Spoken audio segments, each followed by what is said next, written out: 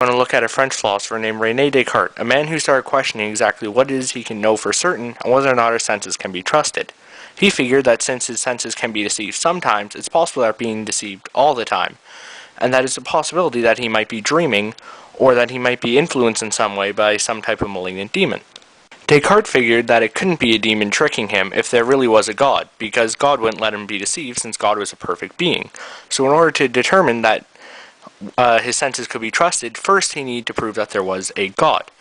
Being a rationalist, Descartes figured he couldn't use his senses in order to prove God, so we need to use reason alone. So Descartes' first proof of God was his trademark argument, the idea that something cannot conceive of something greater than itself. So a human being cannot conceive of something like infinity. It needed to be conceived of something either equal to or greater than infinity itself. And so we figured that this would have to be a God who is greater than infinity.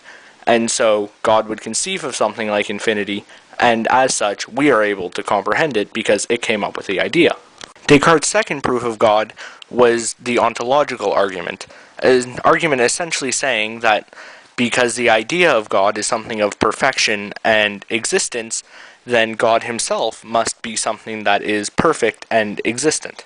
Next up, we're going to be looking at a philosopher named John Locke, an empiricist who believed that everything comes from the senses as opposed to reason, and challenged the popular belief that we were born with knowledge and that instead we started off as a blank slate.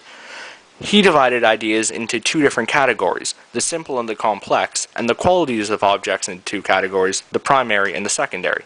Simple ideas, as John Locke defines them, are the most basic things that we can possibly think of, things like color and weight and smell.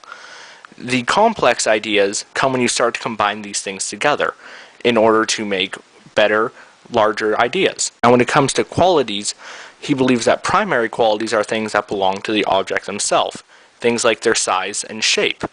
But secondary qualities are things that are only in the senses of the perceiver of that object, such as the color or the feeling of it.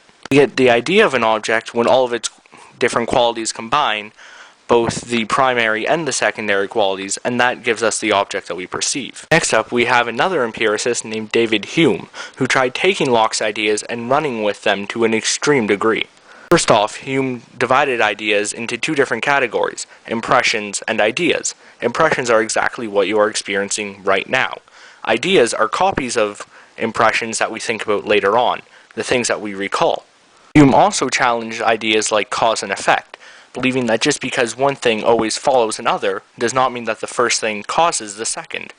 So if you do something like stick your hand in a fire, it doesn't always mean that you will get burned. It just traditionally happens that way, and so we have come to assume that fire causes heat. Now, regardless of whether or not a philosopher was a rationalist or an empiricist, they could usually agree that they themselves existed. Hume, however, stood to disagree with this.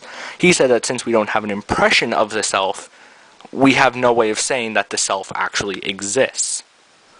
Now finally, we have a philosopher by the name of Immanuel Kant. He tried to bridge the gap between the empiricist and the rationalist to say that both senses and reason play a role in how the world works. Now, like many philosophers before him, Kant started off by dividing things into groups of twos.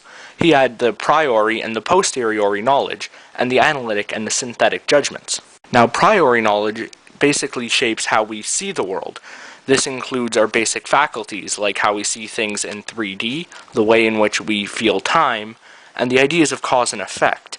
This essentially leads to things like time being subjective from person to person.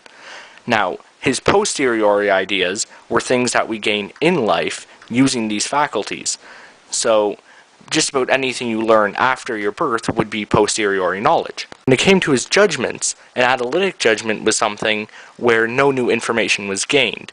All information was contained within the definition of the object that you were talking about. So as long as you knew the definition, you would know the information. A synthetic judgment would provide you with new information about something, not contained within the basic idea itself. Now, when it comes to my personal philosophy, I tend to agree with Kant. He just kind of seems to be able to bridge the gap where everyone else seems to be so extremist, where you can't trust one thing or you have to trust the other. He seems to be able to look at things with more of a practical light, where you can trust things like your reasoning or your senses equally, and not just one so completely over the other that all common sense seems to go out the window.